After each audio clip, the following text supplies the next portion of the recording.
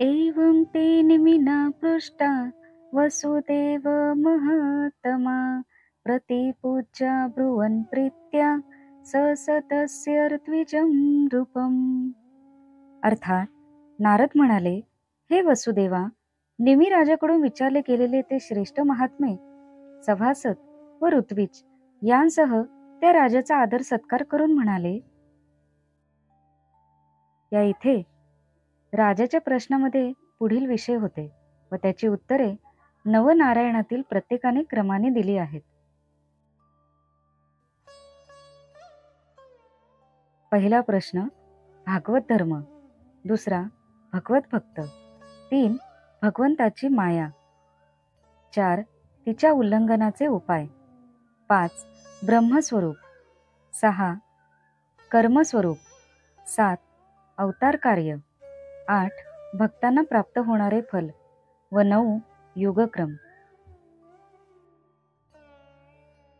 भूतदयेचे निडारलेपण तुमच्या ठाई बोसंडे पूर्ण, तुम्ही दयानिधी संपूर्ण, दिनोद्धरण तुमचेनी.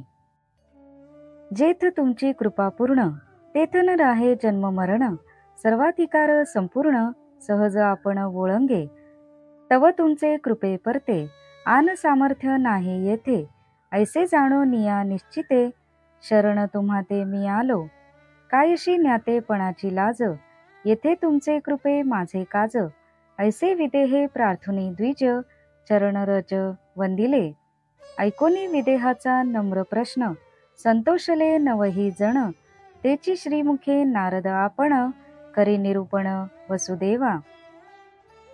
जो जगाची स्थितिगती जाणता, जो हरिहरांचा पढियंता, जो निजात्मज्ञाने पुरता, तो जाला बोलता नारदू. नारद म्हणे, वसुदेवा, विदेहे प्रश्न केला परवा, तेणे परमानंदू तेव्हा, त्या महानुभावा उलथला, संतोषोनी नवही मूर्ती, धन्य धन्य विदेहा म्हणती, ऋद्विजही सादर परमार्थी, सदस्य श्रवणार्थी अति तत्पर, ऐसे देऊनी अनुमोदन, बोलते झाले नवही जण, तेची कथेचे निजलक्षण, नव प्रश्न विदेहाचे. भागवत धर्म भगवत भक्त, माया कैसी ऐसे नांदत, तिचा तरणव पाव येथ, केवी पावत अज्ञानी, येथे कैसे असे परब्रह्म, कासया नाव म्हणजे कर्म, अवतार चरित्र संख्या परम, अभक्ता अधमगती कैशी, कोणे युगी कैसा धर्म, सांगावा जी उत्तमोत्तम, ऐसे नव प्रश्न परम, जनक वर्म पुसे, ऐसे विदेहाचे प्रश्न, अनुक्रमे नवही जण, उत्तर देती आपण, तयात प्रथम प्रश्न कवी सांगे. अर्थात सामान्यपणे माणसे दयाळू असतात, पण तुमच्यासारखे संत म्हणजे दयेचे सागरच असतात. तुमच्या ठिकाणी भूतदया पूर्ण विकसित झालेली असते, त्यात दिनांचा उद्धार करण्याचे सामर्थ्य असते. तुमची पूर्ण कृपा झाली तर तुमच्या शिष्याला सर्व अधिकार सहजच मिळतात आणि त्याचे जन्ममरण संपुष्टात येते. अर्थात मी पात्र नसलो तरी माझ्या ठिकाणी ती पात्रता येण्यासाठी अत्यंत सामर्थ्यशाली कृपाही तुमचीच आहे, म्हणून मी तुम्हाला शरण आलो आहे. तुम्हाला शरण येण्यात मी ज्ञानी आहे. ह्या प्रकारच्या वृथा अभिमानाने मला लाज वाटेल असे काहीही नाही, असे त्या विदेह जनक राजाने म्हटले आणि त्याने त्या नाथांच्या चरणांना वंदन केले. विदेहाचा विनयशील प्रश्न ऐकून नवनारायण संतुष्ट झाले आणि हे सर्व कथन नारद मुनी वसुदेवाला सांगू लागले. नारद साऱ्या जगाची स्थिती जाणणारा होता. तो विष्णूचा व शंकराचाही लाडका होता. तो आत्मज्ञानाने तृप्त होता. असा तो नारद म्हणाला, हे वसुदेवा, विदेह राजाने फार चांगला प्रश्न विचारला, त्यामुळे त्या महानुभावांना फार आनंद झाला. ते 9ही जण आनंदाने विदेहाला धन्य धन्य म्हणाले. यज्ञातील ऋत्विज व सभासद सुद्धा उत्तरे ऐकण्यास उत्सुक आहेत असे त्यांना दिसले. अर्थात सर्वांनीच ते ज्ञान ऐकण्यासारखे होते. 9ही ऋषभपुत्र क्रमाने बोलू लागले. विदेहाने जे प्रश्न विचारले होते ते नेमके कोणते होते? 1. भागवत धर्म. 2. भगवंताचे भक्त. 3. माया. 4. मायेच्या पलीकडे कसे जावे. 5. परब्रह्म. 6. कर्माचे स्वरूप. 7. भगवंताचे अवतार कार्य. 8. अभक्तांची अधोगती व भक्तांची गती. आणि 9. युगधर्म याविषयी ते प्रश्न होते. त्या 9 ऋषींनी उत्तरे क्रमाक्रमाने दिली. कवी नारायणाने प्रथम भागवत धर्माची माहिती सांगितली. कविरुवाच मन्ये को तस्येत् भयम् अच्युतस्य पादाम्बुजोपासन् मात्र नित्यम् उद्विग्न बुद्धेर सदात्मभावात् विश्वात्मना यत्र निवर्तते भीः. अर्थात कवी म्हणाला, आत्यंतिक क्षेम किंवा कल्याण काय आहे? भगवंताच्या चरणकमलांची सेवा हेच परमकल्याण आहे. जो मनुष्य मी म्हणजे शरीर अशा चुकीच्या अहंकारापासून मुक्त असतो, विरक्त झालेला असतो, त्याला भगवंताच्या चरणांची सेवाच पूर्णपणे अभय देते. राये पुशिले आत्यंतिक क्षेम यदर्थी कवी ज्ञाता परम. तो आत्यंतिक क्षेमाचे वर्म भागवत धर्म प्रतिपादी. ऐक राया नवलपरी आपुला संकल्प आपणा वैरी. देहबुद्धी वाढवुनी शरीरी अतिदृढ करी भवभया. जयापाशी देहबुद्धी त्यासी सुख नाही त्रिशुद्धी. ते बुडाले द्वंद्व संधी आधी व्याधी महार्णवी. जे देहबुद्धी पाशी सकळ दुःखाची या राशी. महाभयांची भूते चौपाशी अहर्निशी झोंबती. देहबुद्धी चिया नरा थोर चिंतेचा अडतरा. संकल्प विकल्पांचा मारा ममताद्वारा अनिवार. देहबुद्धी माझी सुख अणुमात्र नाही देख. सुख मानिती ते महामूर्ख दुःखजनक देहबुद्धी. दीपाचे मळिनी पाशी केवळ दुःख पतंगाशी. तरी आलिंगू धावे त्यासी केवी विषयांसी देहबुद्धी. ऐशी असंत देहबुद्धी कुडी वाढवी विषयांची गोडी. तेथे महाभयाची जोडी जन्ममरण कोडी अनिवार. एवढा अनिवार संताप देहबुद्धीपाशी महापाप. जाणूनी धरी जो अनुताप विषयी अल्प गुंतेना.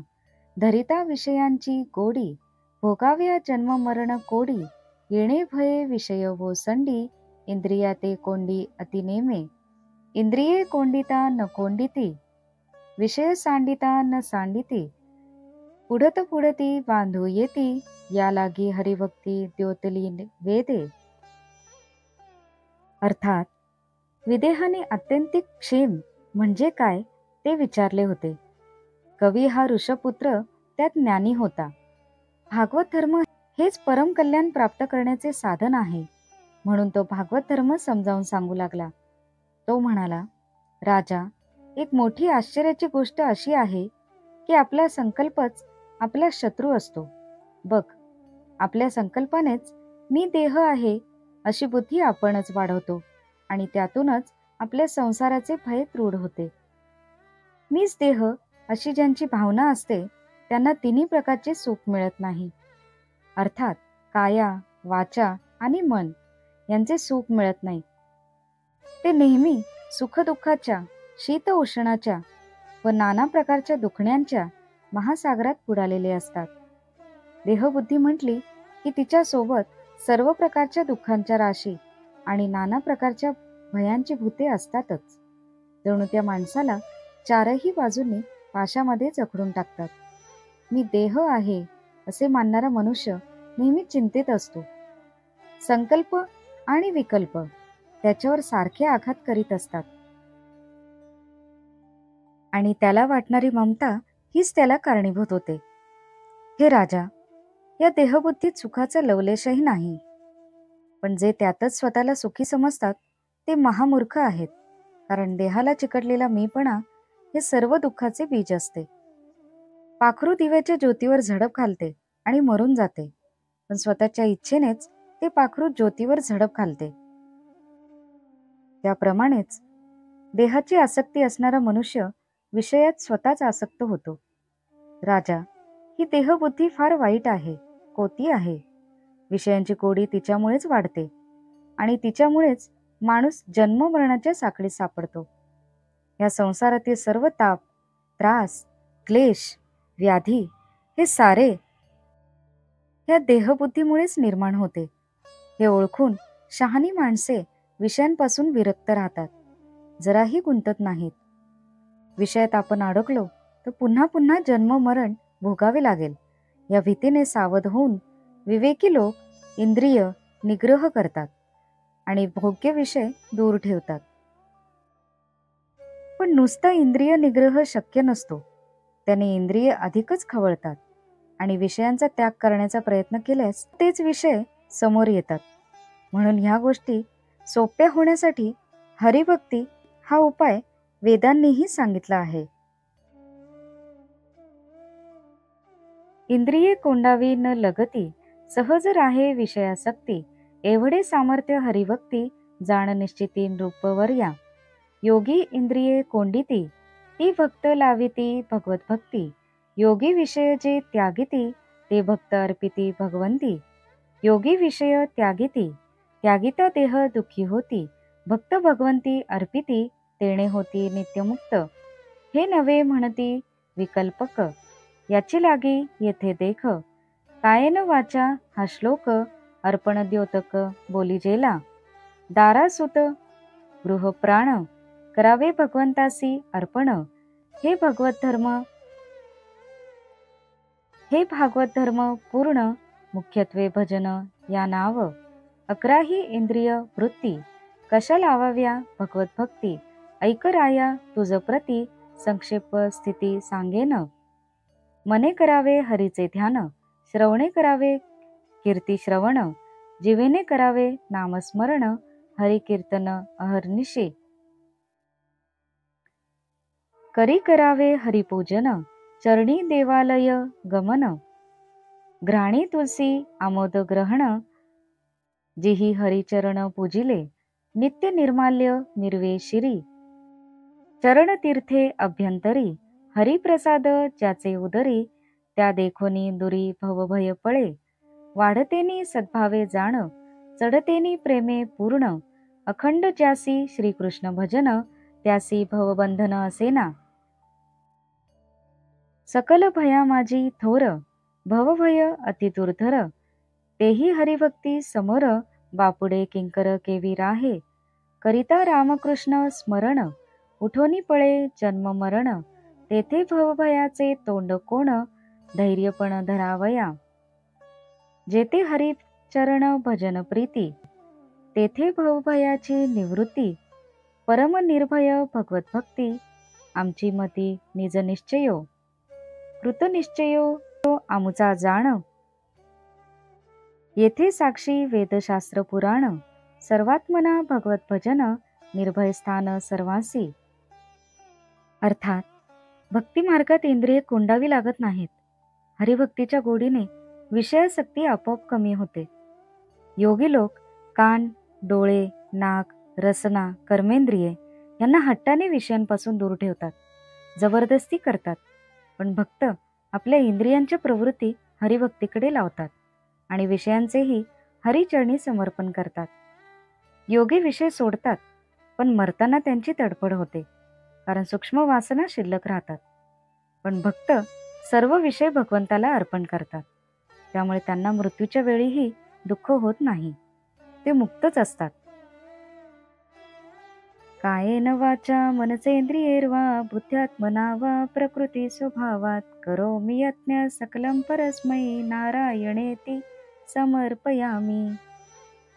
ह्या श्लोकात आपली सर्व कर्मे अर्पण करण्याबद्दलच म्हटले आहे. स्त्री, पुत्र, घर आणि प्राण सुद्धा भगवंताला अर्पण करावे. हा पूर्ण भागवत धर्म आहे आणि भजन म्हणून म्हणतात ते मुख्यतः हेच आहे. हे राजा, 11 इंद्रिये भगवंताच्या भक्तीस कशी लावावी हे मी तुला संक्षेपाने सांगतो. मनाने भगवंताचे ध्यान करावे, कानांनी त्याचे गुण ऐकावे, जिभेने नामस्मरण व हरिकीर्तन नित्य करावे, हातांनी कृष्णाची पूजा करावी, पायांनी चालत देवळात जावे, नाकाने देवाला अर्पण केलेल्या तुळशीचा वास घ्यावा. ज्यांच्या शिरी हरीचे निर्माल्य असते, म्हणजे जो निर्माल्याचा आदर करतो आणि जो हरींच्या चरणांचे तीर्थप्राशन करतो, अशा भक्तांपासून संसाराचे भय दूर पळते. ज्या भक्तांचे प्रेम व हरीबद्दलची सद्भावना वाढत जाते आणि जे अखंड हरिभजन करतात, त्यांना संसाराचे बंधन नसते. सर्व भयामध्ये भवभय फार मोठे आहे, दुर्धर आहे, पण तेही हरिभक्तीसमोर नष्ट होते. अहो, रामकृष्ण यांचे स्मरण केले तर जन्ममरणच पळून जाते. तेथे संसाराचे भय कसे टिकणार? जेथे हरिभजनांच्या भजनाची आवड असते, तेथे संसारातील कोणत्याही चिंता, भय उरत नाही. हे प्रत्यक्ष अनुभवाने आम्ही जाणतो. म्हणून भगवत भक्तीच मनुष्याला निर्भय बनवणारी आहे, असा आमचा निश्चय झाला आहे. आणि वेदशास्त्रे, पुराणे यांचेही असेच म्हणणे आहे. पण भगवंताची भक्ती सर्व भावाने, संपूर्ण श्रद्धेने व्हायला हवी, तरच ते निर्भय स्थान असते.